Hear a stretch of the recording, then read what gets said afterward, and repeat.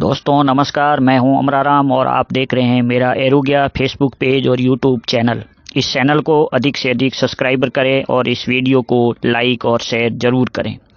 अभी चुनावी दौर है और हमने पिछले 10 दिनों में इस बाड़मेर ज़िले की जो ग्राउंड रिपोर्ट है 7 विधानसभा क्षेत्रों की, वो मैं आपको बताना चाहूँगा कि इस क्षेत्र में सबसे ज़्यादा मुख्यतः है वो क्या है, विकास के मुद्दे हैं जनता के या फिर जाति का इफेक्ट सबसे ज़्यादा चलता है। तो देखा जाए तो इस राजस्थान की और विशेष रूप से जो मारवाड़ की राजनीतिक है, इसमें सबसे ज़्यादा जो इफ़ेक्ट चलता है राजनीतिक में वो हमेशा जातिवाद हैवी रहता है। और अब की बार भी देखा जाए ग्राउंड रिपोर्ट के तौर पे तो हमेशा जातिवाद ही बोल रहा है और जातिवाद के आधार पर ही इस बार राजनीतिक है कि आखिर इस बार जो चुनाव है वो पूरे के पूरे विकास के मुद्दे हैं। वो कहीं भी आपको आमजन की जुबान पे देखने को नहीं मिलेंगे कि आखिर इस क्षेत्र की रोजगार की क्या समस्या है, युवाओं की क्या समस्या हैं, शिक्षा को लेकर क्या हमें ज़रूरत है, हमारी पीढ़ी के लिए क्या ज़रूरत रहेगी, आने वाले समय में हमें शिक्षा में क्या बदलाव करना होगा, विकास के मुद्दे क्या है, हमारी सड़कों की व्यवस्था क्या है। उसके सिवाय तमाम इस क्षेत्र की और भी जो एक आमजन के लिए, इंसान के लिए विकास के मुद्दे क्या है, वो तमाम जगह आपको देखने को नहीं मिलेगी। जहाँ भी जिस भी बाड़मेर की तमाम 7 विधानसभा क्षेत्र है और 7 विधानसभा क्षेत्रों का यदि ग्राउंड रिपोर्ट देखा जाए तो अमूमन इस क्षेत्र में जातिवाद हैवी है और जाति को ही देखकर ये निर्धारित किया जाता है कि अब की बार जो चुनाव है या किसके पक्ष में ज़्यादा मत आता है या फिर कौन सा उम्मीदवार है वो जातिवाद के वजह से वो इस क्षेत्र में हैवी है। तो अमूमन इस क्षेत्र की सबसे बड़ी जो अभी देखा जाए राजनीतिक में तो वो जातिवाद सबसे ज़्यादा इफ़ेक्ट डाल रहा है। तो जब तक इस क्षेत्र में जातिवाद रहेगा तब तक इस क्षेत्र में कभी भी है वो विकास नहीं हो पाएगा। तो इसीलिए मेरा तमाम मतदाताओं से भी यही निवेदन है कि 25 नवंबर को इस लोकतंत्र के सबसे बड़े पर्व पर आपको हमेशा जाति, धर्म, वर्ग और क्षेत्र से ऊपर उठकर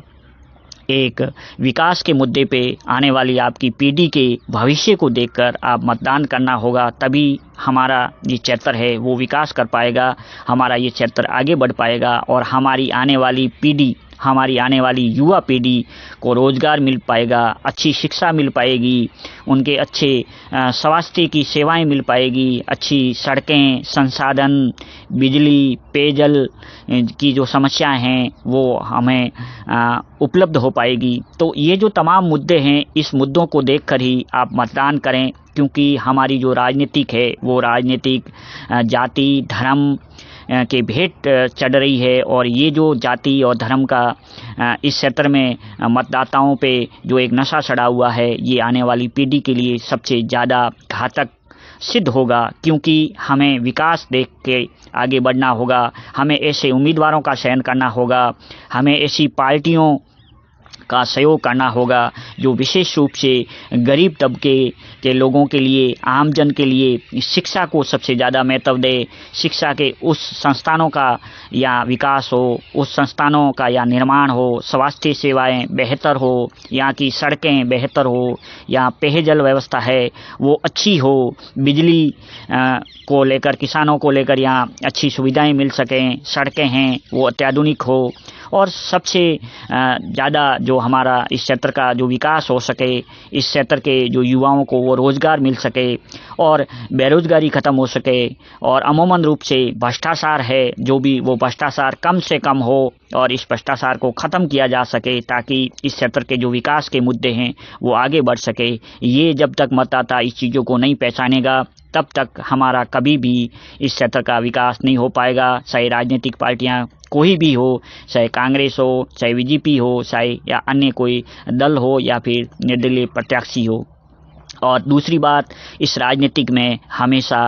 अपराधियों को कभी भी आप सहयोग न करें। अपराधियों से हटकर एक मानवतावादी विचारधारा के, एक नेक दिल के इंसानों को, एक नेक दिल के उम्मीदवारों को यदि हम सहयोग कर पाएँ तभी हमारा आने वाला इस क्षेत्र का विकास हो पाएगा, इस देश का, इस राष्ट्र का निर्माण हो पाएगा। और हमें ऐसे लोगों को, ऐसे उम्मीदवारों को, ऐसी राजनीतिक पार्टियों का हमें सहयोग करना होगा और सोच समझकर हमें निर्भय होकर एक स्वतंत्र रूप से एक जो हमारा मत का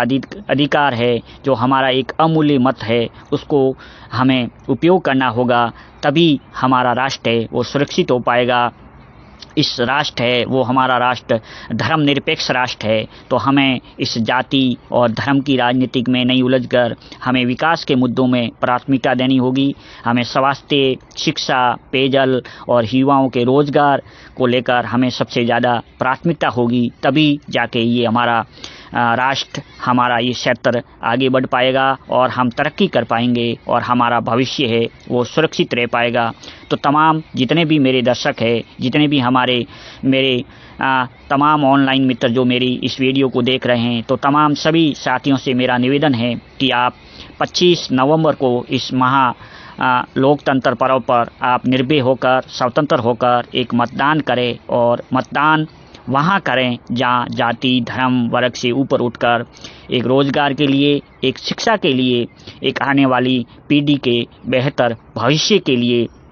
यदि आप मतदान कर पाते हैं तो ज़रूर आने वाली आपकी पीढ़ी, आपका भविष्य और आपका क्षेत्र ज़रूर तरक्की करेगा। तो इसीलिए मेरा तमाम मतदाताओं से निवेदन है कि आपका जो अमूल्य एक मत है, जो हमारा लोकतंत्र व्यवस्था में, भारत का संविधान में हमें एक ताकत दी है कि आप अपने एक मत का उपयोग करके इस